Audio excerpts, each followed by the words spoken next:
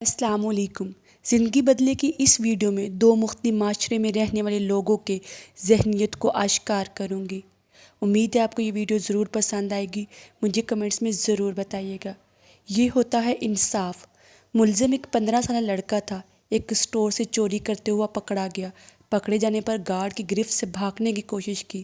مزاحمت کے دوران اسٹور کا ایک شلف بھی ٹوٹا۔ جج نے فرد جرم سنی اور لڑکے سے پوچھا، تم نے واقعی کچھ چرایا تھا؟ بریڈ اور پنیر کا پیکٹ۔ لڑکے نے اعتراف کیا۔ کیوں؟ مجھے ضرورت تھی۔ لڑکے نے مختصر جواب دیا۔ خرید لیتے؟ پیسے نہیں تھے، گھر والوں سے لے لیتے۔ گھر پر صرف ماں ہے، بیمار اور بے روزگار۔ بریڈ اور پنیر اسی کے لیے چرائی تھی۔ تم کچھ کام نہیں کرتے؟ کرتا تھا، ایک کار واش میں۔ ماں کی دیکھ بھال کے لیے ایک دن کی چھٹی کی تو نکال دیا گیا۔ تم کسی سے مدد مانگ لیتے۔ صبح سے مانگ رہا تھا، کسی نے ہیلپ نہیں کی۔ جرا ختم ہوئی اور جج نے فیصلہ سنانا شروع کر دیا۔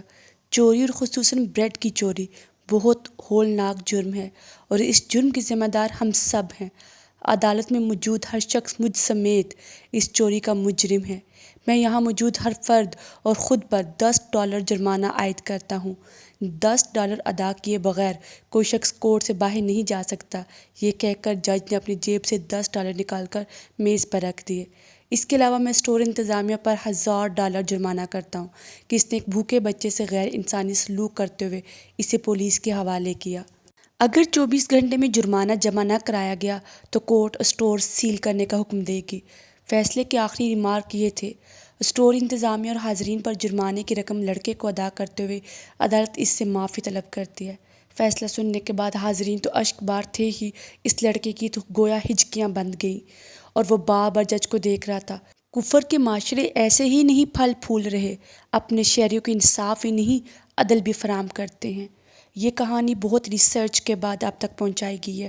امید کرتی ہوں آپ کو یہ سٹوری ضرور پسند آئے گی۔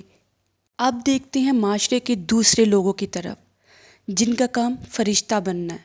یعنی جیسے فرشتے کا کام ہوتا ہے نیکیاں اور برائیاں لکھنا، اسی طرح یہ لوگ خود ہی لوگوں کے ظاہری اعتبار سے اندازہ لگا لیتے ہیں کہ کون کتنا نیک اور کون کتنا بد نیک ہے۔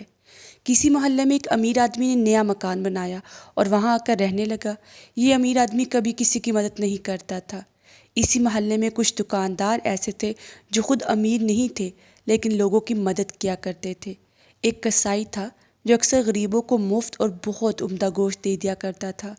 ایک راشن والا تھا جو ہر مہینہ کچھ گھرانوں کو ان کے گھر تک مفت راشن پہنچا دیا تھا۔ ایک دودھ والا تھا جو بچے والے گھروں میں مفت دودھ پہنچاتا تھا۔ لوگ مالدار شخص کو خوب برا بھلا کہتے کہ دیکھو، اتنا مال ہونے کے باوجود کسی کی مدد نہیں کرتا، اور یہ دکاندار بیچارے خود سارا دن محنت کرتے ہیں لیکن غریبوں کا خیال بھی رکھتے ہیں۔ کچھ عرصہ اسی طرح گزر گیا اور سب نے مالدار آدمی سے ناتا توڑ لیا، اور جب اس مالدار کا انتقال ہوا تو محلے سے کوئی بھی اس کے جنازے میں شریک نہ ہوا۔